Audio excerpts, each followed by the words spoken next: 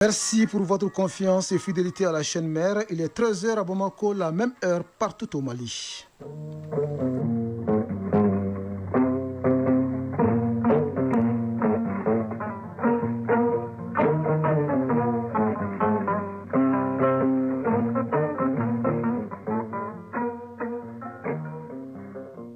Le journal Bourama Traoré. Mesdames et messieurs, bonjour et bienvenue dans la deuxième édition de Mali Actualité et les titres. Ils ont choisi la voie du sacrifice ultime pour assurer l'approvisionnement du pays en carburant. Les chauffeurs et conducteurs routiers à la primature pour recevoir la reconnaissance et la gratitude de la nation. 65 étudiants boursiers maliens en route pour le Maroc et la Tunisie. Dans ces pays, ils vont poursuivre leur formation dans les domaines tels que le développement digital et l'intelligence artificielle. La cérémonie de départ dans cette édition. On n'a jamais vu une dette cachée de cette importance en Afrique. C'est la conclusion d'une mission du FMI au Sénégal. Dakar se doit de remplir des conditions pour bénéficier d'un nouvel accord de prêt. En Côte d'Ivoire, le parti de Laurent Gbagbo décide de boycotter les législatives du 27 décembre prochain. En cause, les conditions d'élection crédibles ne sont pas réunies. Le Conseil de sécurité de l'ONU lève les sanctions contre le président syrien par intérim Ahmed al-Shara. Une demande de l'administration Trump désormais satisfaite. Le Mali effectue demain samedi sa deuxième sortie contre l'Autriche dans le cadre de la phase finale de la Coupe du Monde des moins de 17 ans au Qatar. Lors de son premier match, il a battu la Nouvelle-Zélande par 3-0. C'est tout pour les titres. Pour le Mali, il n'épargne aucun sacrifice. Les chauffeurs et conducteurs routiers payent souvent le prix du sang pour approvisionner le pays en carburant. Un sacrifice reconnu et salué au plus haut sommet de l'État. Le Premier ministre a rencontré hier ces transporteurs pour exprimer la reconnaissance et la gratitude des autorités pour leur acte patriotique. On en parle avec Mamari Kone. La reconnaissance des autorités de la transition aux chauffeurs et aux conducteurs routiers du Mali. Lors de cette rencontre d'information et d'échange, c'est le Premier ministre chef du gouvernement qui transmet de vive voix les remerciements du président de la transition aux chauffeurs et aux conducteurs pour leur patriotisme et les efforts qu'ils déploient au quotidien sur les corridors et les routes maliennes pour amener le carburant au Mali. Cette démarche du chef du gouvernement est appréciée par l'ensemble des syndicats, des chauffeurs et aux conducteurs routiers du Mali. Les 4 centrales syndicales qui ont pris la parole ont salué la disponibilité du gouvernement avant d'exposer quelques contraintes des chauffeurs du Mali, comme l'application intégrale de la convention collective et l'absence de sécurité sociale. Marafa Touré, porte-parole du syndicat affilié à la CDTM. Vraiment, ça nous va droit au cœur. Le fait que le Premier ministre nous a accordé ce faveur d'appeler les syndicats des conducteurs routiers du Mali pour les remercier spécialement par le travail qu'ils sont en train de fournir. Moi, je pense qu'on n'a fait qu'à remercier le gouvernement. Les chauffeurs et conducteurs routiers entendent être des acteurs de la stabilité et non de la déstabilisation du pays et apporter leur contribution malgré les difficultés, car ils se disent prêts à tout donner et à se battre corps et âme pour le Mali. Moussa Bagayogo, porte-parole du syndicat national des chauffeurs et conducteurs routiers du Mali, Sinacor. Le Premier ministre nous a appelés, c'est pour nous encourager dans notre boulot. Et au fait, nous avons eu par contre des situations un peu aussi à expliquer. Et en réalité, nous avons trouvé de satisfaction. Fait que lancer des messages par rapport à les propos des chauffeurs, le Mali c'est eux, c'est le Mali. Donc ils sont dévoués à travailler et je les encourage vraiment à travailler dans la plus grande dignité parce que le Mali nous interpelle tous. Draman Kone, porte-parole du groupement des syndicats des conducteurs routiers du Mali. Aujourd'hui, ce serait inoubliable. On a été reçus, vraiment on est contents. Nous, tous les conducteurs routiers du Mali, vraiment, nous en sommes maintenant fiers de notre gouvernement.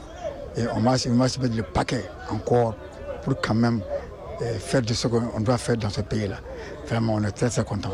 Le Premier ministre dit prendre bonne note des préoccupations évoquées par les chauffeurs et conducteurs routiers du Mali. Le gouvernement, dira-t-il, apportera des solutions selon ses moyens. À la rencontre, on notait la présence de certains responsables des fêtières des transporteurs. Comme quoi, il faut se donner la main pour faire face à l'ennemi. Oui, faire face à l'ennemi pour soulager nos compatriotes qui souffrent énormément de cette pénurie de carburant. Comme en a fait le constat le ministre en charge de l'emploi qui s'est rendu dans certaines stations de la capitale avec un double objectif, encourager les pompistes et saluer la résilience des citoyens. Le tout conclu par un geste de solidarité. Serou Traoré nous raconte. Dans l'ordre et dans la discipline, les véhicules de transport en commun sont servis en toute sécurité. Nous sommes à la station-service corridor de Daoudabougou, première étape de la visite du ministre en charge de l'emploi. Pour l'occasion, la ministre se transforme en pompiste pour approvisionner les taxis, les sous-traitants et les bus. Le geste de la pompiste d'un jour est salué par les transporteurs. Boubacar Traoré, conducteur de taxi. Nous saluons la visite du ministre et on s'est réjoui de l'état d'approvisionnement en carburant. Ça me faisait 4 jours au rang. Abdul Karim Diallo, conducteur de Sotrama. C'est un bonheur pour moi qu'un ministre se déplace pour nous servir. J'ai pas de mots.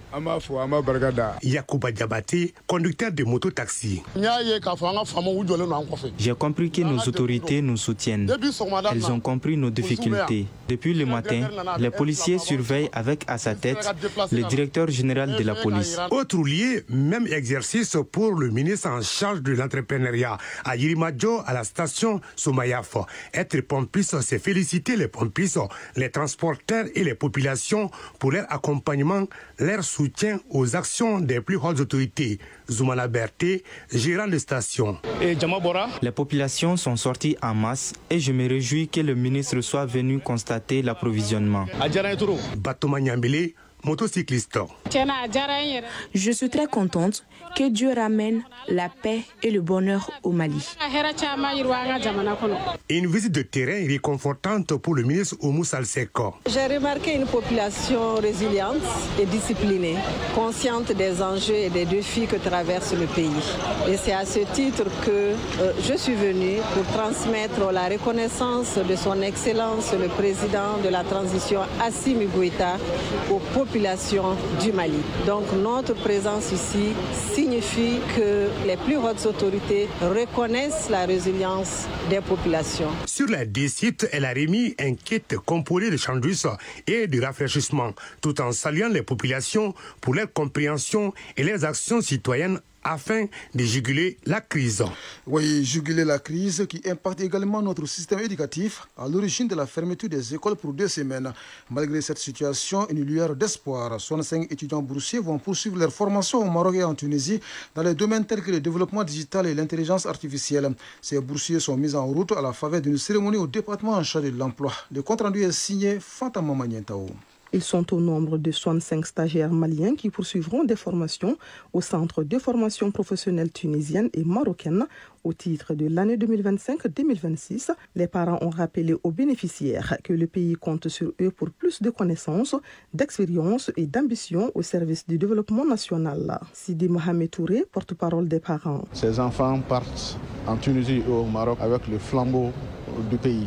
Le conseil que j'ai à leur donner, c'est de se comporter en bon ambassadeur, de donner le meilleur d'eux et de nous revenir avec de la bonne connaissance. Selon nos 2 pays frères, avec lesquels le Mali entretient les liens historiques d'amitié, de coopération et de solidarité, l'éducation est la base incontournable pour le développement d'une nation. Idriss Isbahen, ambassadeur du Royaume du Maroc au Mali. Je suis donc tout honoré, Madame la Ministre, d'être encore parmi vous. Je me rappelle, en 2023, j'ai assisté lors de mon arrivée au Mali d'une cérémonie pareille avec l'Agence marocaine de coopération internationale pour qu'on puisse vraiment former les meilleurs éléments au Mali. Mohamed Amin Ben Oun, chargé d'affaires de l'ambassade de Tunisie au Mali. Je profite de cette occasion pour féliciter les stagiaires maliens pour leur brillante sélection et tout en leur souhaitant un avenir radieux, plein de succès, de bonheur et de féliciter leurs parents pour la même occasion. Le ministre en charge de l'emploi, très satisfait, a remercié les gouvernements de la Tunisie et du Maroc pour ces opportunités de formation offertes à notre jeunesse. Oumoussal Sek. Aux jeunes étudiants, je voudrais vous exhorter à cultiver l'excellence pendant tout votre séjour au Maroc et en Tunisie. À tirer le meilleur profit, faire de cette opportunité une occasion non seulement de vous former, mais de représenter dignement et valablement votre pays. Notons que nos 65 étudiants boursiers poursuivront leur formation pour le Maroc et la Tunisie dans les filières suivantes. Le développement digital, le management hôtelier, l'infrastructure digitale, l'intelligence artificielle, pour ne citer que cela. On n'a jamais vu une dette cachée de cette importance en Afrique, affirme le chef de mission du Fonds monétaire international au Sénégal. Il s'est exprimé hier à l'issue d'une mission de 2 semaines pour discuter de la reprise d'un programme de prêt de l'institution internationale. Les discussions entamées en août dernier avec le Sénégal vont devoir se poursuivre à distance dès la semaine prochaine, assure le FMI qui s'est dit engagé à aboutir à un nouvel accord de prêt rapidement. Mais des conditions préalables sont posées, notamment la mise en place des mesures dites correctrices pour éviter qu'une telle situation, une telle dissimulation ne puisse se reproduire et la centralisation des fonctions de gestion de la dette au sein d'un seul ministère. Le FMI boucle sa mission au Sénégal au moment où en Côte d'Ivoire, les PPACI de Laurent Gbagbo décident de boycotter les législatives du 27 décembre prochain, estimant que les conditions de direction crédibles ne sont pas réunies. Une décision prise à l'issue d'un comité central du parti qui s'est déroulé hier. Elle intervient à la suite de la présidentielle du 27 octobre dernier pour laquelle la candidature de Laurent Gbagbo a été invalidée. Lui aussi est exclu de toutes les élections en Guinée en raison de sa non-inscription sur les listes électorales. Il s'agit de l'opposant Céline Selou Dalen Diallo qui a annoncé hier par l'un de ses avocats porter plainte auprès de la Cour de justice de la CEDEAO contre l'État guinéen. Il affirme avoir été empêché de s'inscrire sur les listes électorales à Abidjan. Les porte-parole du gouvernement Ousmane Diallo réplique. L'ex-premier ministre se victimise et doit se faire enrôler à Conakry où se trouve sa résidence principale, dit-il. De la Guinée, cap sur le Cameroun où le président Paul Biya, 92 ans, a prêté serment hier pour un 8e mandat. Celui qui dirige le Cameroun depuis 1982 a été investi pour un nouveau septennat au cours d'une cérémonie à l'Assemblée nationale à Yaoundé. Dans son discours d'investiture, il a appelé ses adversaires politiques à l'union sacrée et a assuré que l'ordre régnera avant d'accuser certains politiciens d'être irresponsables. Pendant ce temps, le rebelle ougandais Joseph Kony a été jugé responsable des 29 chefs d'accusation par 9 juges de la Cour pénale internationale. Il s'agit de meurtres, d'esclavage sexuel et de viols, entre autres. Des actes commis alors qu'il était à la tête de l'armée de résistance du Seigneur. La défense de Joseph Kony estime que la procédure a violé les droits de leurs clients à un procès équitable. L'audience de confirmation des charges, dit-elle, n'aurait pas dû avoir lieu en raison de l'absence de l'accusé. Le chef rebelle est toujours en cavale. Les États-Unis ont promis il y a une décennie 5 millions de dollars de récompenses pour toute information qui permettrait son arrestation. Nous partons justement aux États-Unis où les délégués congolais et rwandais doivent se retrouver ce vendredi à Washington. Une rencontre organisée dans le cadre du comité conjoint de surveillance. C'est un mécanisme chargé d'assurer le suivi de l'accord signé le 27 juin dernier sous les auspices des États-Unis. Il a pour mission de recevoir les plaintes des deux parties, d'examiner les accusations de violation et de tenter de résoudre les différends. Nous n'allons pas quitter le pays de l'ongle Sam sans parler de cette décision du Conseil de sécurité de l'ONU. Il a levé hier les sanctions contre le président syrien par intérim, ancien terroriste Ahmed al-Shara. Ce geste est perçu comme une reconnaissance des engagements de l'administration post-Bachar el-Assad à lutter contre le terrorisme. C'était également une demande de l'administration Trump.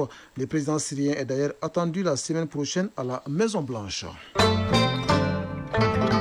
Retour ici au Mali pour parler de la sécurité. Le comité d'orientation pour la réforme de ce secteur dispose d'un nouveau plan quinquennal 2025-2029. Il a été adopté hier au cours de la première session ordinaire du comité. Session qui s'est penchée notamment sur le document des cadres stratégiques de la police de proximité au Mali. Le reste nous est raconté par Tchomago Konaté. Un cycle stratégique s'achève en matière sécuritaire au Mali, donnant lieu à un autre. Un nouveau départ donc pour une période de 5 ans allant de 2025 à 2029 après un plan triennal. Cette première session ordinaire de l'année en cours du comité d'orientation pour la réforme du secteur de la sécurité s'est d'abord penchée sur le bilan de l'exercice écoulé avant de se prononcer sur les perspectives. Il ressort du rapport que l'état d'exécution des activités est mitigé à cause de l'insuffisance des financements. Général de division Abdoulaye Koulibaly, commissaire à la réforme du secteur de la sécurité. Le plan triennal a été exécuté à peu près à 30-35%.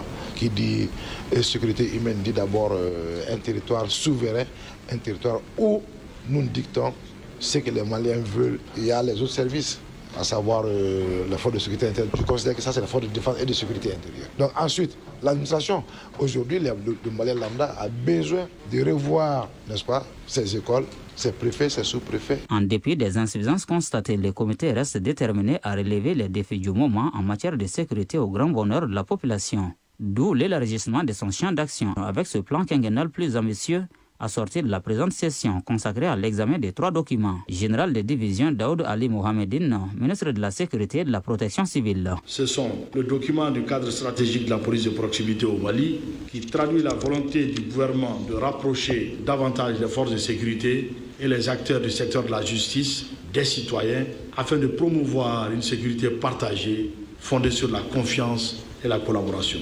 Le rapport d'évaluation de la stratégie nationale de la réforme du secteur de la sécurité et son plan d'action 2022-2024 qui dresse le bilan des acquis, des défis et des enseignements tirés de la mise en œuvre du précédent plan d'action 2022-2024 de la stratégie. Et enfin, le document de la stratégie nationale de la réforme du secteur de la sécurité révisé et son nouveau plan d'action 2025-2029 qui définit les orientations, les priorités et les mécanismes de gouvernance pour consolider les réformes entamées et répondre aux nouvelles réalités sécuritaires du pays. Pour rappel, le processus de réforme du secteur de la sécurité a été lancé en mai 2017.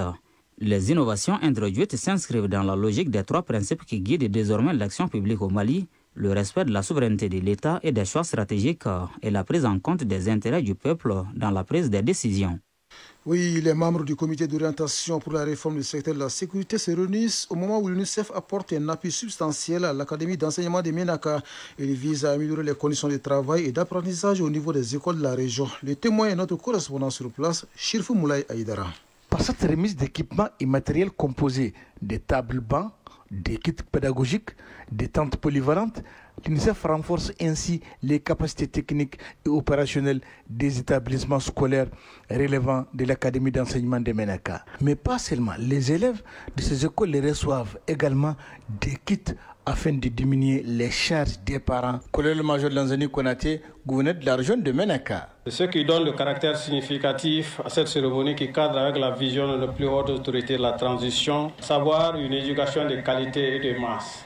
Cette action hautement salutaire est financée par le partenaire UNICEF que je félicite et remercie au nom des plus hautes autorités de la transition. Sidi Bachili, directeur de l'Académie d'enseignement de Ménaka. Le partenaire UNICEF a financé le consortium IRC Gardel pour des réhabilitations de CDPE, des salles de classe, des kits scolaires, j'en passe. Recevez, chers partenaires UNICEF, la reconnaissance des plus hautes autorités de la transition à travers la communauté éducative ici présente. Cette cérémonie de remise a été couplée à celle des matériels informatiques par la GEFO destinés aux 3 lauréats du DEF session juin 2025. Chacun d'eux a reçu un ordinateur. Ménaka, Chirfi Moulay Haidara, Ibrahim Agameni pour l'ORTM.